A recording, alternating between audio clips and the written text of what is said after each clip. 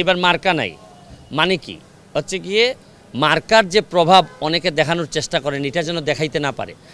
জননেত্রী শেখ হাসিনার কিন্তু এইবারের যে মিশনটা আমরা যে এমপি হয়ে আসা এটা হচ্ছে গিয়ে একটা ফেয়ার নির্বাচন, একটা অংশগ্রহণমূলক নির্বাচন যেন হয়, ঠিক একই ধারাবাহিকতায় উপজেলাটাও যেন অংশগ্রহণমূলক হয়, এই জন্যই কিন্তু এটা করা। তারপরে মার্কা না দেওয়ার কারণে কিন্তু নেত্রীর যে ইচ্ছাটা এটা 50% হয়ে গেছে হচ্ছে গিয়ে মার্কা না দেওয়ার কারণে। কারণ বেশিরভাগ মানুষ মার্কার কারণে জোরাজুরি করার চেষ্টা করেন, এটা কিন্তু নেত্রী ধরে ফেলছেন, এই জন্য মার্কা দেন নাই।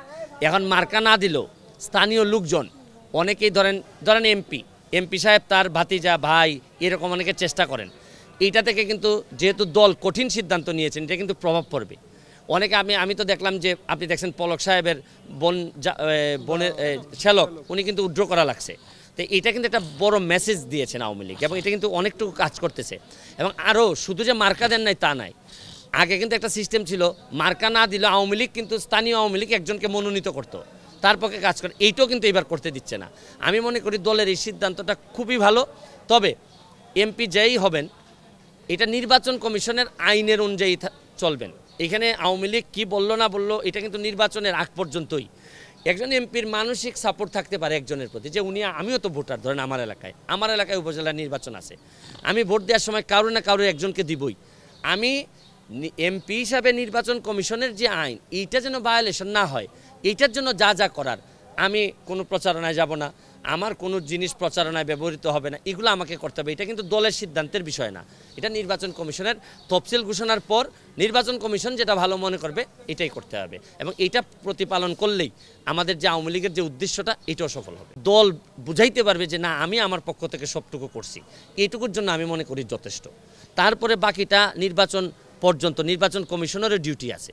এখন নির্বাচন কমিশনের ডিউটিটা যদি স্ট্রং না হয় তাহলে কিন্তু দলের পারপাজও কিন্তু আওয়ামী লীগ বা সরকারের পারপাজও কিন্তু ব্যর্থ হবে।